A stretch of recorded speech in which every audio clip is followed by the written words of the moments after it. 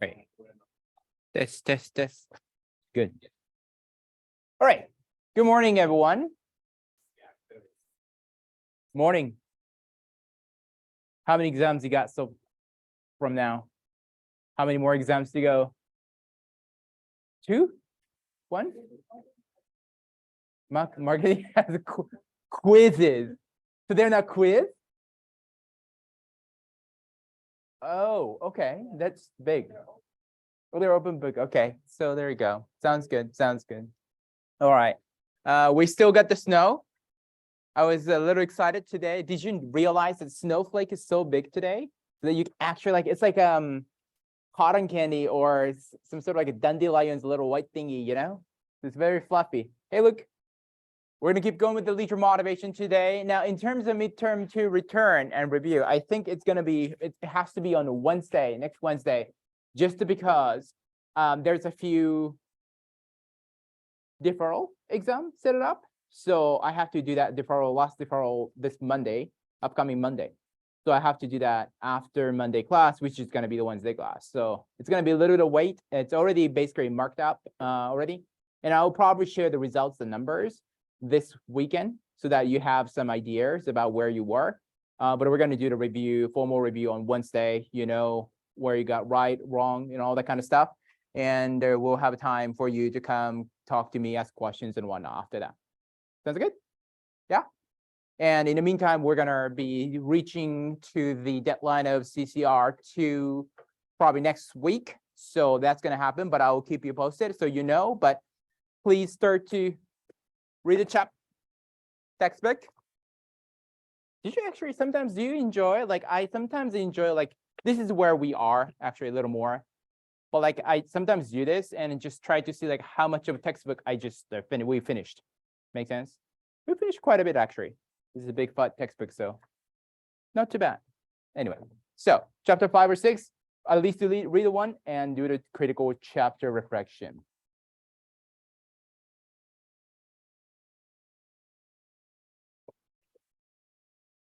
I got this.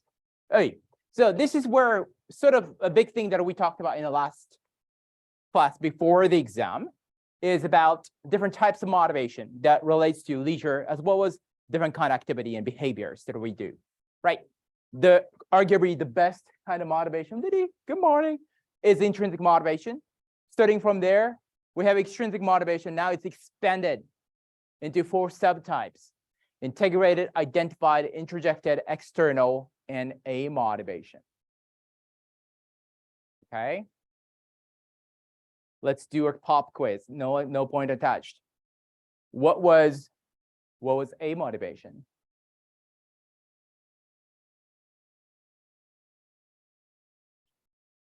I know your brain's working. Just there's the car engines like in the morning. It starts some time to kick it in.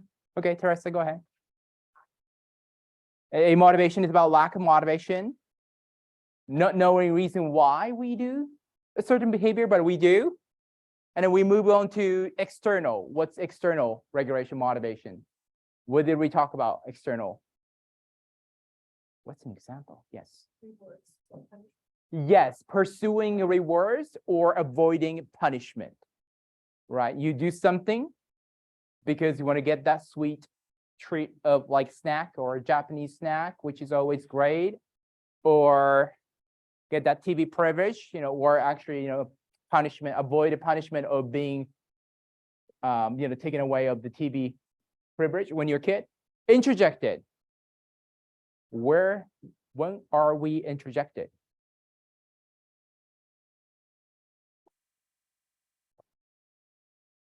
Yeah. Feeling internal pressure around something like, so those are, you know, external things in a previous stage.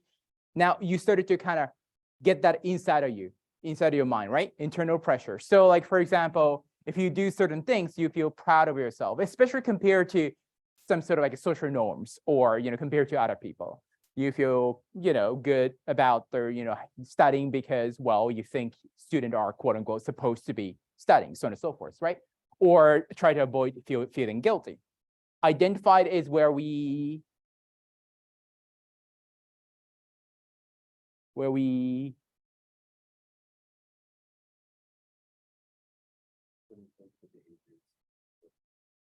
When you think the behavior is worthwhile, good, beneficial. Yeah, exactly. To you, maybe to your community, whatnot. I learned. Okay. I can look at someone and I can make that person speak. My special power. The last one is integrated. What is that? I'm gonna look at. I just had it.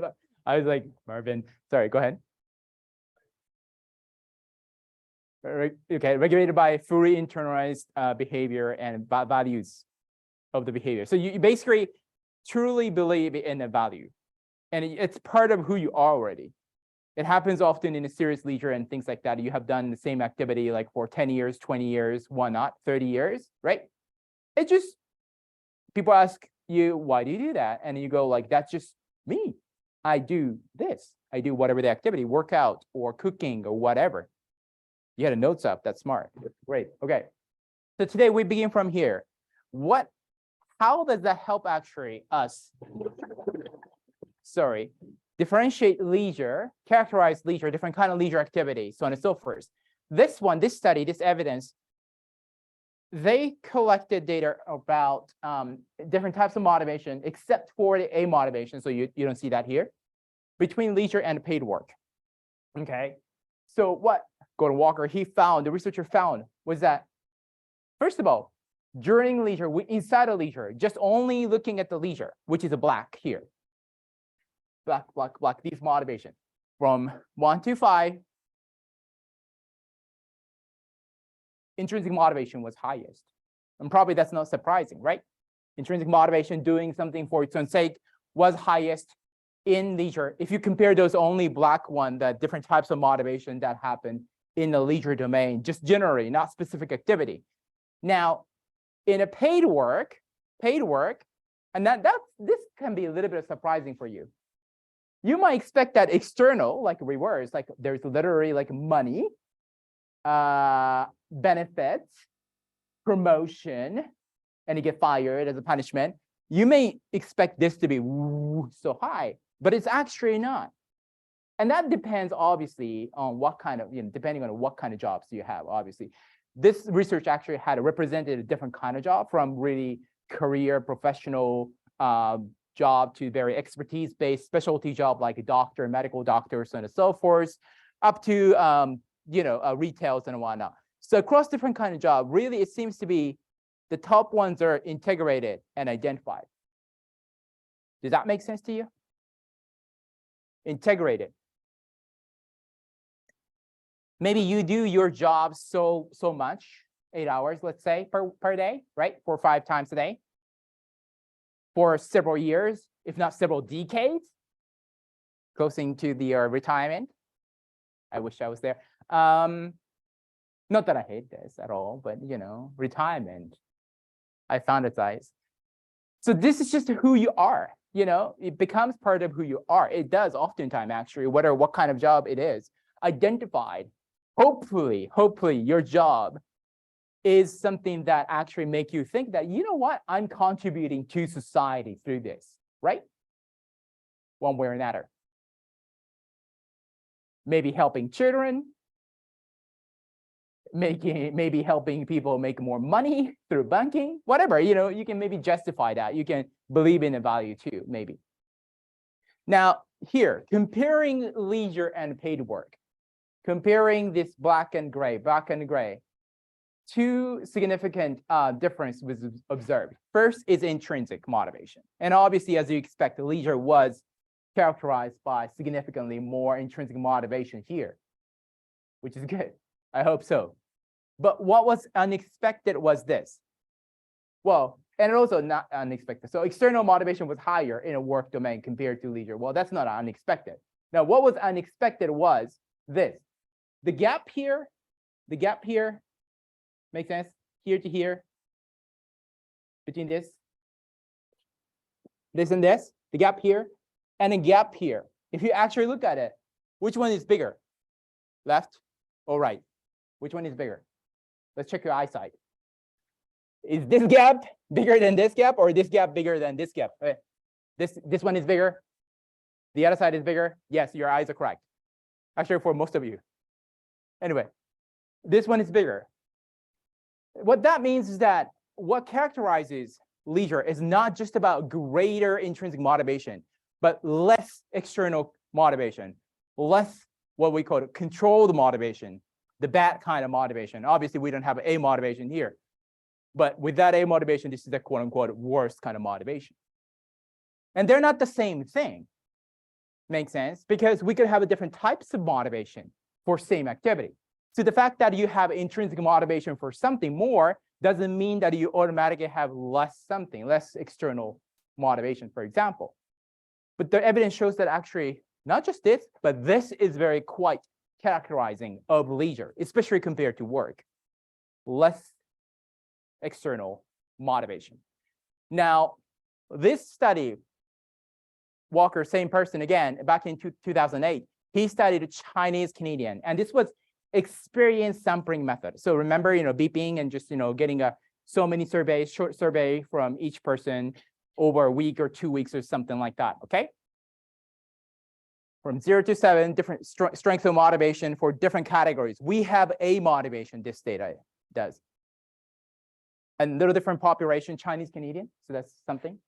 But what he found was that this higher intrinsic motivation during leisure compared to many other actual jobs, not just the paid work, blue, but also unpaid work, housework, for example.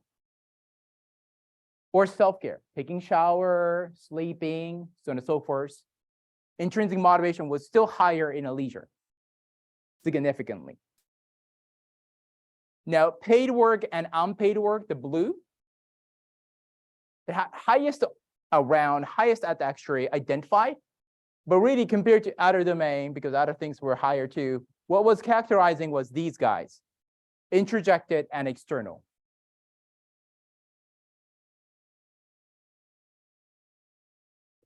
Compared to other life domains. That's okay. Probably I'm not going to ask that. But this one is important. Remember, leisure was characterized by comparatively higher level of intrinsic motivation right here.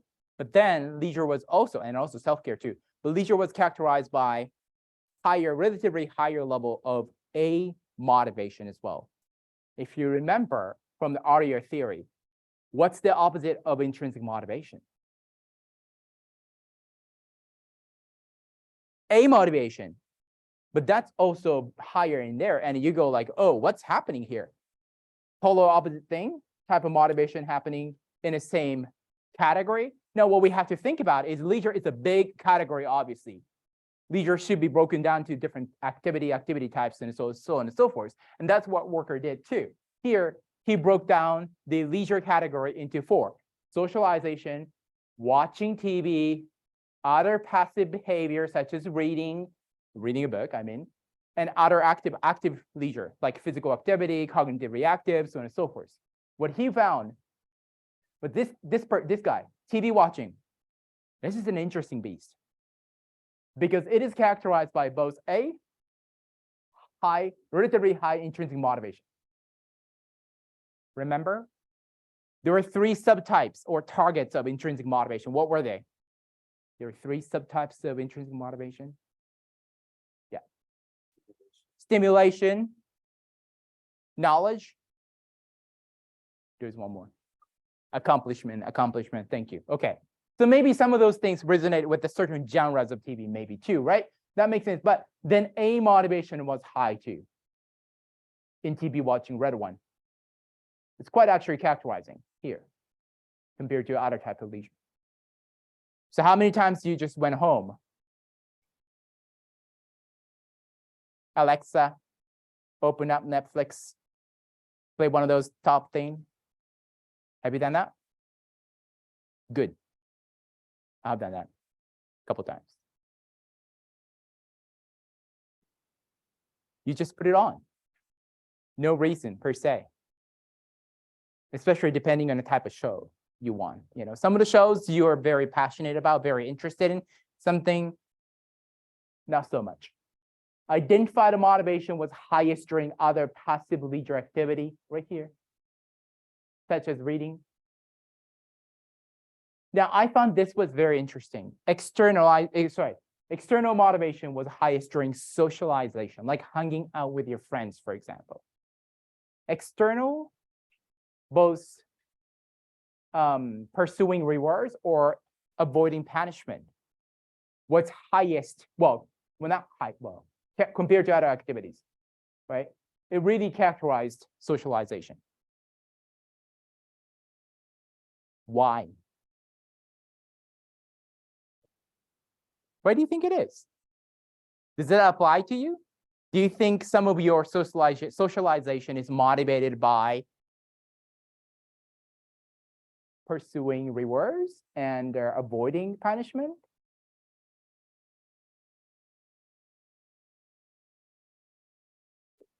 When was the last time you hung out? Or when's the next time you're going to hang out? You guys are going to do that tonight, but that's maybe a little different. What's your motivation for that? Let me know what you think. I'll give you 30 seconds. Is our socialization externally motivated? And if so, what does that even mean? Are we that horrible human beings? Or is it actually even horrible? What do you think? Sorry.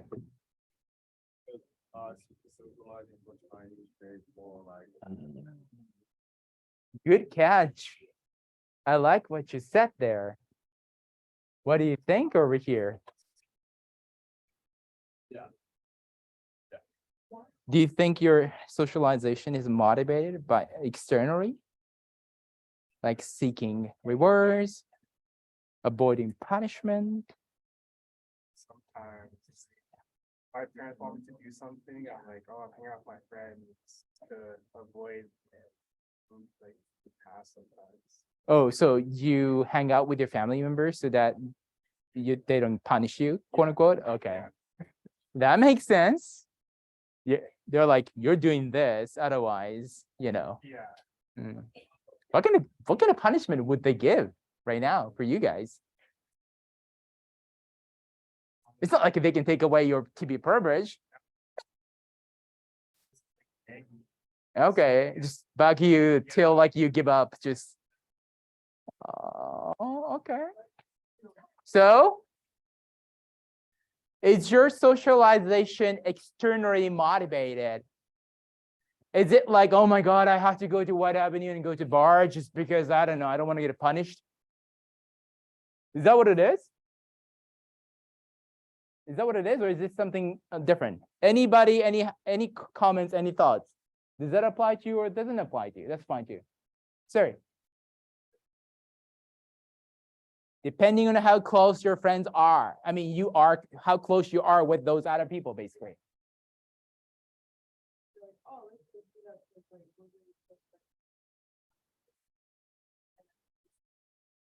Sometimes we use it up to the friend because we want to maintain that friendship, but we also have you're like, I'm like doing this so that we remain friends because I just seen you the last time.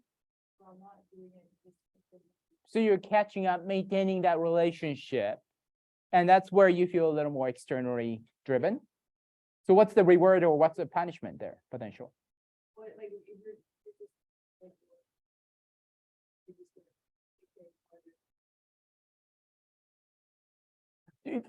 it makes sense, but do you think then it's more about interjected motivation though? Then you feel like you're quote unquote a bad friend, or you feel guilty. What about the external thing? We're talking about really pure external. Why? Any thoughts, Gio?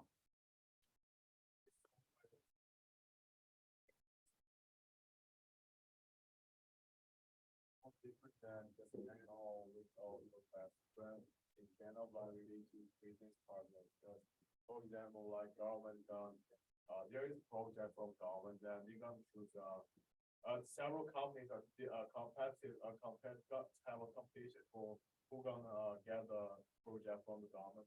And if I am the owner of one company, I will try my best to like the contact with the government person, and we will get I will make a meal for him, or like that is more we call it socializing because it's like more related to business company. So if I have good conversation with a government person, probably the percentage of if I can get a project is become higher. So we can get external like words from that socializing. Do you see what Jiao is saying in a way? It's like a form of connection, probably connection building kind of thing. And it means more in different types of culture, ethnicity. I might have pulled my muscle a little bit there when I did this. Seriously. I'm going to do a low-key lecture right now. But we have to realize it's actually Chinese Canadian people here. So that they may have a little bit of different cultural norms, social dynamics. And one of the characteristics in such a sometimes group-oriented culture is that things can be decided based on how close you are. And this actually is not unique to Asian culture. It very much exists in North American culture, in Canadian culture as well. Sometimes we call it as a social capital, that our relationship has the quote unquote, the capital value. And then sometimes it's a quite literally money, or, you could get the job, you could get the project, you could get, something quite financial. But sometimes it's a support and aid, like, when you have that close relationship, you maintain that, or you actually even creates that feeling of, oh, I help you, you help me, I help you. So that there's that, helping each other culture is, already established. And then next time you get into that trouble and you need that person's expertise or something, hey, can you help me? And that person's like, yeah, you help me the other time, I'll help you, so on and so forth. So that may be important. So maybe that's why this is happening. And believe it or not, sometimes people's career can be affected by that. And it's not just Chinese people, it's many people in this society as well. As you know, you'll be surprised. Study hard, work hard, but socialization, connection can be very important as well. That's why we have those networking events. Did you realize there's a KSR networking event? For those of you who are in our faculty of KSR, there are many networking events at the U of A too.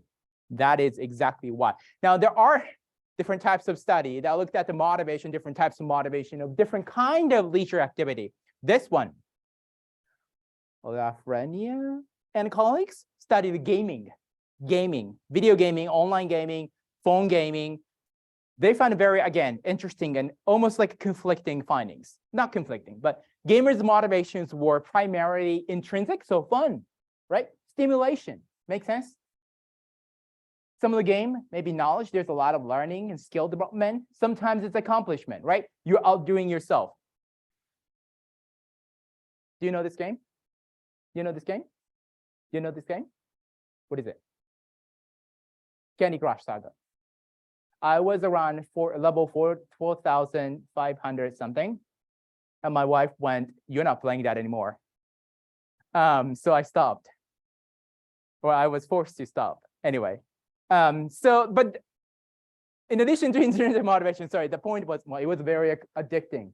And actually it was fun, stimulating, and also, that intellectual aha moment when you actually solve that puzzle kind of thingy, basically. But also external, gaining levels that you want to get to that next, next stage, basically, or points, or winning in-game trophies and tokens and whatnot. I log into my game right now these days, although I basically created most of the contents. Why? That there's something called a dailies, dailies. In a game give you, like each day it refreshes in 24 hours and there's like an extra bonus of XP points or money, game money or something, so on and so forth. That will get you going, right? These researchers looked at the dozens of studies around motivation for leisure time physical activity, exercising during free time. What they found was very important for some of you who want to be, quote unquote, let's say kinesiologist, physical therapist, recreational therapist, maybe even sports coach, and so on and so forth, because they found identified motivation. Well, they found the different types of motivation impact our adherence, like we sticking with LTPA, the physical activity during free time. In the short term, actually, identify the motivation is important. What do we mean by identify? What was it again? Identify the motivation? Anybody? Anybody wants to have eye contact with me? Anybody wanna? I got you, Davis. You saw me. What was identified? What was the identified motivation? You can get help. Somebody help Davis. You understand that something is important, the behavior. Thank you. Thank you, Sarah. Thank you, Davis. Right? You think that exercise is important for you. It's not that difficult for you guys because you're probably in the faculty of kinesiology, sport and recreation, but that doesn't happen often for some people. But in the long run, it was intrinsic motivation that predicted people's sustained participation in physical activity. So what does that mean? If you are a therapist prescribing some sort of like a physical activity, exercise, training, or trying to help engage your youth athletes into your program, try to make that provincial, try to make that national, what does that mean? What would you do in the short term and long term?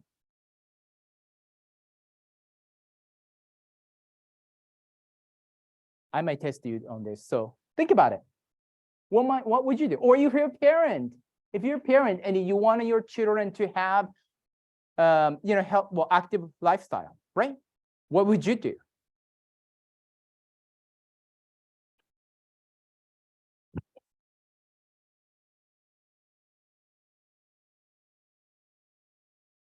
What would you do?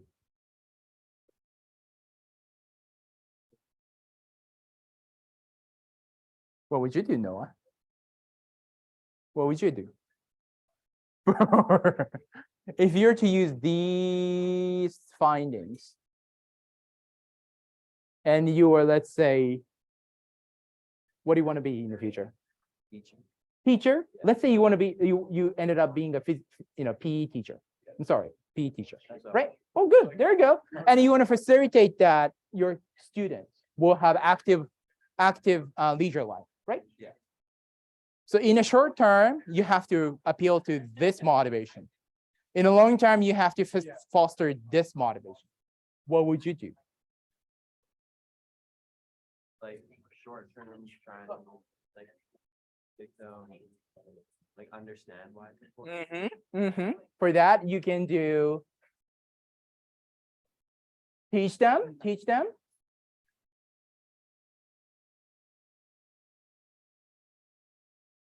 Okay, now are we going to the intrinsic side or identified side? It's okay. So what are we going to do intrinsic side? So what do we do?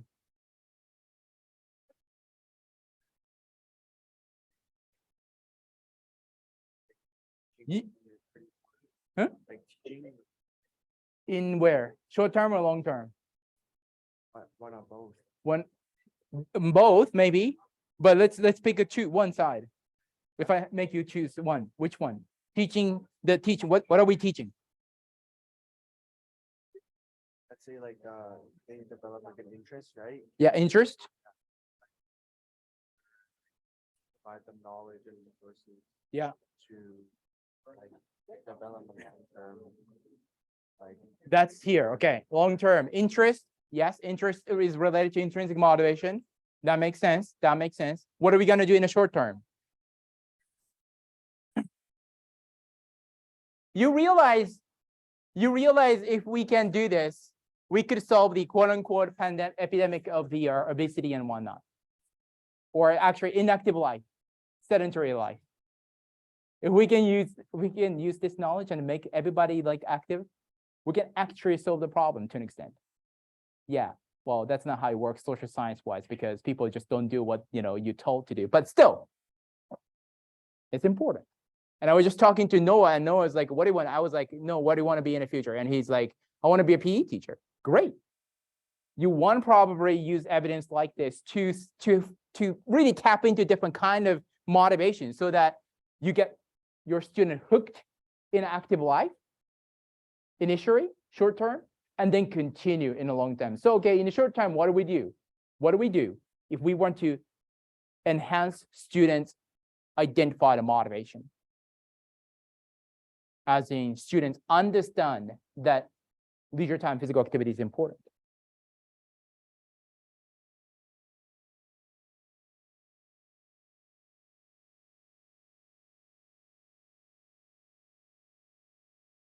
Okay, Siri.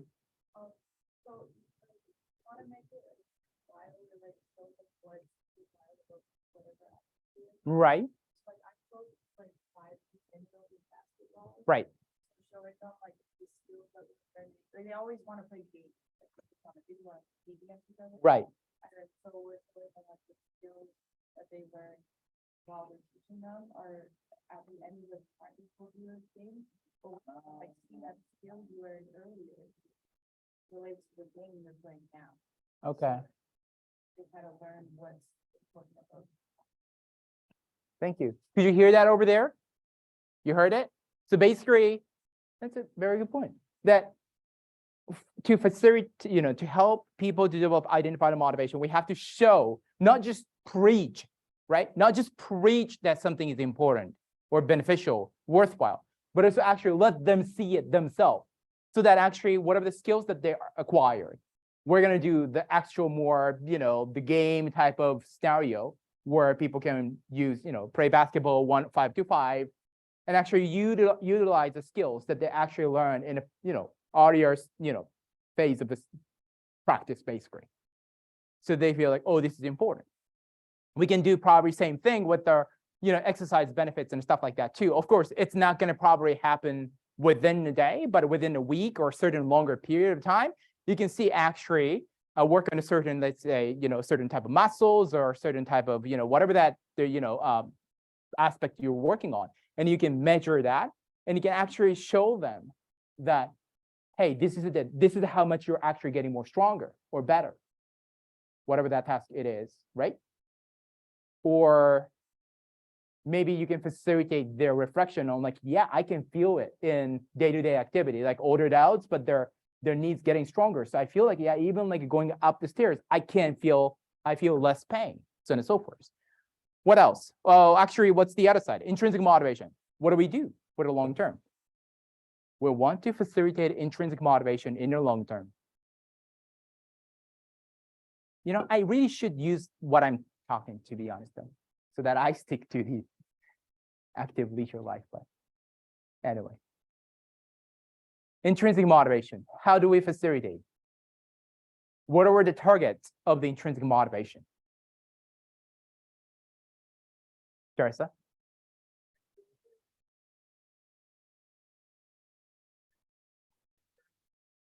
Okay.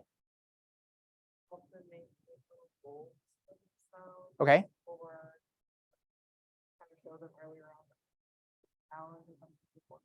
Okay. So for example, let's say accomplishment, right? Make personally meaningful goal for them, like ask them or work with them so that they can set up their goal, right? Their own goal, not like you as a therapist or clinician imposing goals, but they find a goal, right? And that's very important sometimes. It was funny because I was talking to some of the exercise oncologists in a faculty, exercise oncology, you know what I'm saying? They do exercise intervention for people who are surviving, going through the cancer, right? And many people are quite old too. Some of them are not quite old. They don't care about, to be honest, how much they can exercise. They don't care. Well, they want to live longer, but they don't care about that. What they care is that they can stand, they can actually hug their grandchildren. That was their motivation. So as long as that's more of a personally meaningful goal, that they can stand up, they can hug their children, so on and so forth. They can work toward that, probably intrinsically motivated. If they can connect that goals with their day-to-day treatments, exercises, leisure activity, physically active leisure activity that they want to do. Okay. Even the stimulation too, though, I would say. But depending on a different kind of, for example, exercise, it doesn't have to be always treadmill, for example, which personally I just have a bias against. We can use different kind. For example, we can use winter sports if they can do. The cold sensation, some people love, I do not. So don't do that to me, but do that to other people. We can do water, like aqua exercise, you know? You can do aerobics underwater, for example.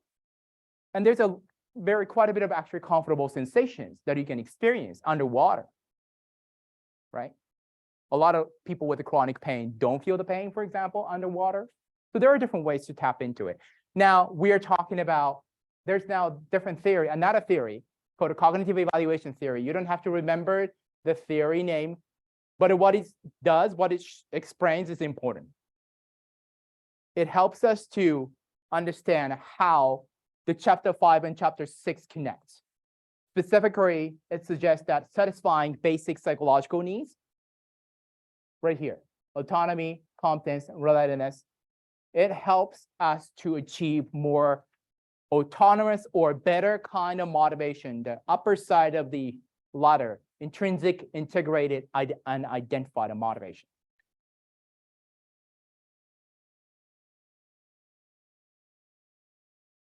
So you see, even like goal establishment, like we're talking about, Teresa and I were talking about, letting them actually have the autonomy to choose their own goal rather than you being the boss as a clinician or a therapist or whatever, or educator, and say, this is your goal, right?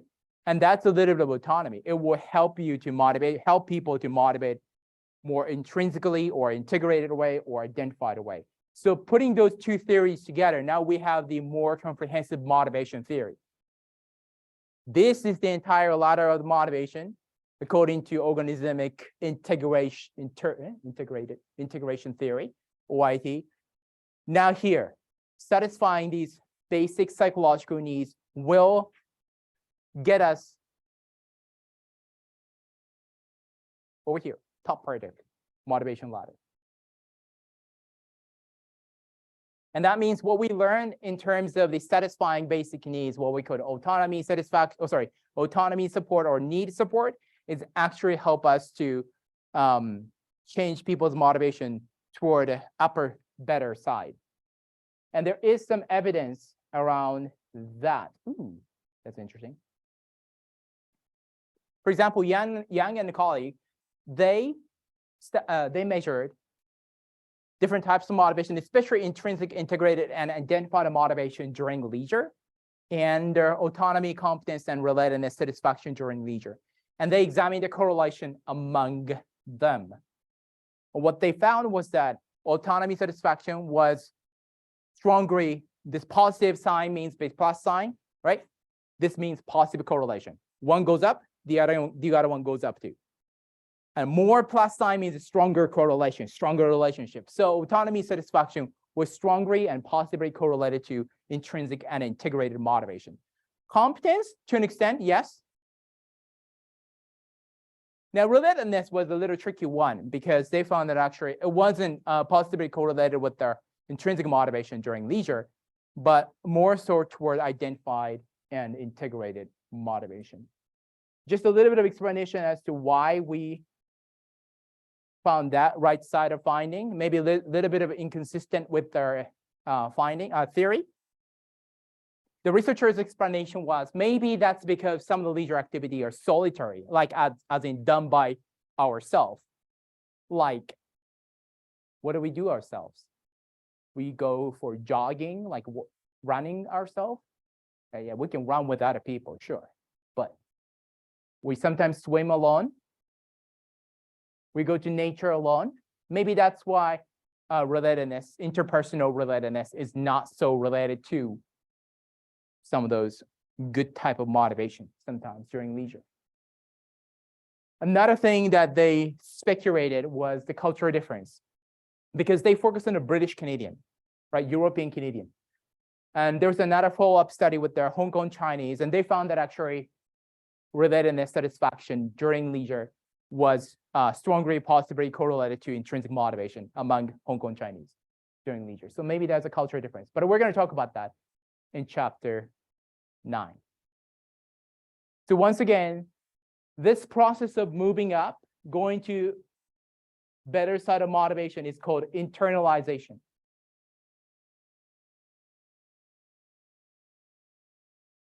And that's where we satisfy our basic psychological needs, autonomy, competence, relatedness during that, whatever the activity we're doing. Now, research shows that maybe that happens quite a bit, and not just intrinsic motivation, sorry, but internalization. And as I told you before, there's still this gap, to be honest, too. Intrinsic motivation and extrinsic motivation are, although, for example, integrated is really close to intrinsic, but they're still different things. Intrinsic motivation is basically like, I don't know what, love at the first sight, right? You just love that activity. But integration is like, you have this long-term relationship. So like, it's very natural to be with someone. If you haven't had that feeling, let's come back to that in 20 years. Maybe maybe it happens. I don't know. So that actually still different thing. Extrinsic motivation, there are some reasonings, value of behavior, benefits of behavior, sometimes still coming outside. So there are not like you just passionately, thoroughly, purely enjoyed activity itself.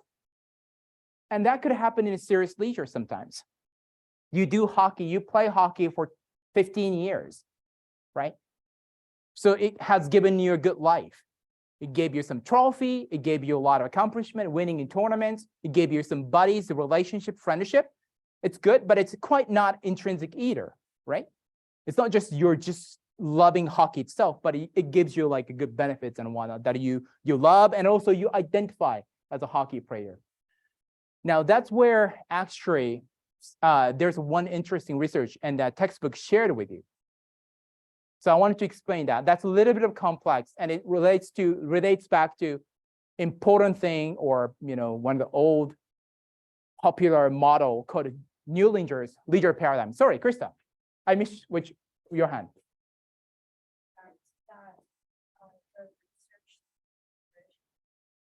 What like generation of like British Canadians that would be like fresh kind of, I guess, like immigrants that are British Canadians? Nope. Is it, like, first generation? They didn't. Okay, so were these British Canadian were like people who just arrived from UK? No, they were mostly there are people who are living here like generations. Yeah. Okay. I wish they were. That would be a cool study. Everybody would have the British accent. That would have been cool. Where were we? Here. Remember Newlinger's paradigm? This 2x2 model, right? Manel and colleagues did an experience sampling method again. So they collected, a bunch of experiences and their different kind of activity they're doing, different types of motivation they're feeling, different types of feelings out of things like enjoyment, so on and so forth. And they divided different types of activity according to the John Newlinger's leisure paradigm, as in 4 experiences. I'm going to show you. What they found was this. So they were interested in where the enjoyment was highest, and there's also flow they measure too, but let's focus on enjoyment. What was unexpected here was that enjoyment was highest during what is called leisure job or recreation quadrant, right top of the Newlinger's paradigm. And that's not clearly consistent with the Newlinger's paradigm and original expectation. Why? Because according to the Newlinger's paradigm, what was the best experience? You remember? What was that called? Okay, so this is noisy. Huh? Say that again. Pure leisure, yes. Sorry, pure leisure. Thank you. So I forgot my marker, so this is not my marker, and it sucks because it's like kind of weak. But you see, there's a Newlinger's paradigm, right? Right? It's dictated by 2 factors: freedom level, perceived freedom, high to low, motivation, intrinsic motivation to extrinsic motivation. He only knew 2 types of motivation, right, back then. So here, intrinsic motivation, high freedom, intrinsic, that's a pure leisure. He thought this was the best. This should be the most enjoyable experience. But what these guys, on the slide right now found was the actual enjoyment was highest in here. if you actually see your chapter textbook, it's in page 186, and this graph show that enjoyment was highest, way high in recreation side of things. Now you go like, why? If you're a researcher, why? Because it was supposed to be this. Now this is important because this can be now explained by using that theory we just learned. Nealinger only knew intrinsic versus extrinsic motivation. But then maybe in this Manel study, extrinsic motivation maybe wasn't just, let's say, external. They were maybe integrated quite a bit.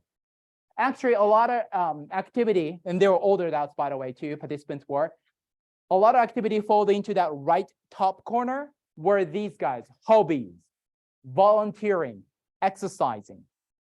Maybe these are the things that those, especially older adults, have done years and maybe decades, right? Hobbies, your grandparents, think about them.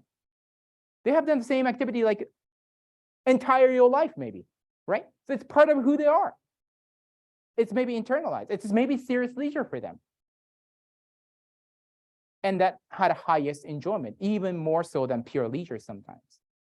And that's, once again, two things important. Sometimes it's difficult to get to the intrinsic motivation. It's just because, well, again, I'm not going to just enjoy running. I'm sorry, I don't. I tried. Trust me, I tried. I enjoy badminton, but not running, right? But we can still get to the identified motivation. We can still get to the integrated motivation, especially helping people satisfy basic needs. And that's where actually quite a bit of actually good thing happened, like enjoyment was higher, right? So we can do that. And also this evidence just showed that actually how limited Nealinger's paradigm was, at least in terms of motivation. He knew only two types of motivation. Now we know more different shades of extrinsic motivation. It helps to understand some of the more nuanced experiences and behavior.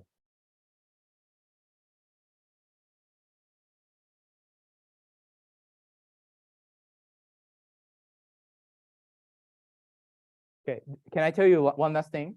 Because this one is very, I think it's well known, or at least probably you know anecdotally, and it's very interesting phenomena under experiment too. There are different unique ways to actually help or change actually people's motivation. One of the way is called a social contagion. What that means is that our motivation is contagious. It's spread out, affects you. So if you read the chapter, this is an interesting study. You should just take a look. What they did was this.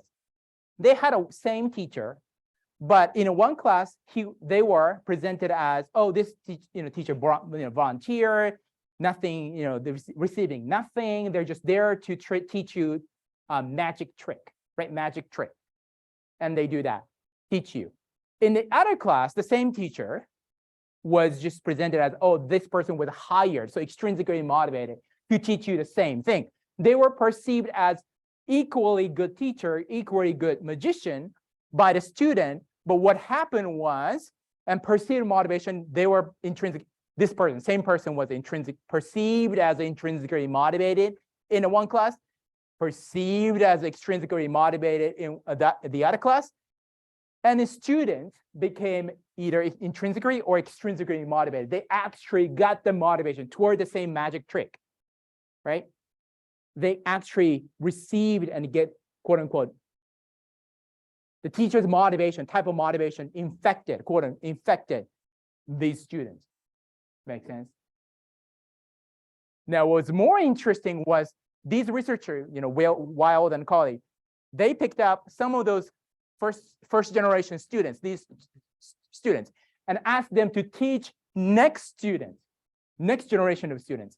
Now, these students at the same magic trick, they even become more intrinsically motivated toward that magic trick or magic if they were taught by the first generation student coming from the intrinsic side of teacher. They were more extrinsically motivated toward the magic or magic trick if they're coming from the extrinsic lineage of the teacher. So what does that mean? Is that, you say, there's a student evaluation, right, in a teaching. And many students actually say, oh, this teacher is clearly passionate and intrinsically motivated, enjoying teaching, so on and so forth. Some people don't understand, okay, so what? It actually means something based on this research. That motivation of the teacher, motivation of coach, motivation of parent, motivation of, I don't know, whatever you want to be. Let's say youth camp. It matters because your clients, your children will be intrinsically motivated if you're intrinsically motivated for the camping. Now, more so, those kids may grow up and may become quote unquote volunteers or counselors in your camp, right? It happens a lot in camping. And when they teach next generation, they're going to be more intrinsically motivated or extrinsically motivated, depending on the motivation you had and passed on to those first generation clients. So your motivation matters. So hopefully you get the job eventually, the kind of job where you get intrinsically motivated. Because that's helping everybody feel more intrinsically motivated, whether it's the exercise, arts, dance, camp, doesn't matter. Sorry, done, over. Have a good weekend. I'll see you Monday. Have fun, stay out of trouble. A little bit of trouble, it's good. Stay out of major trouble, okay?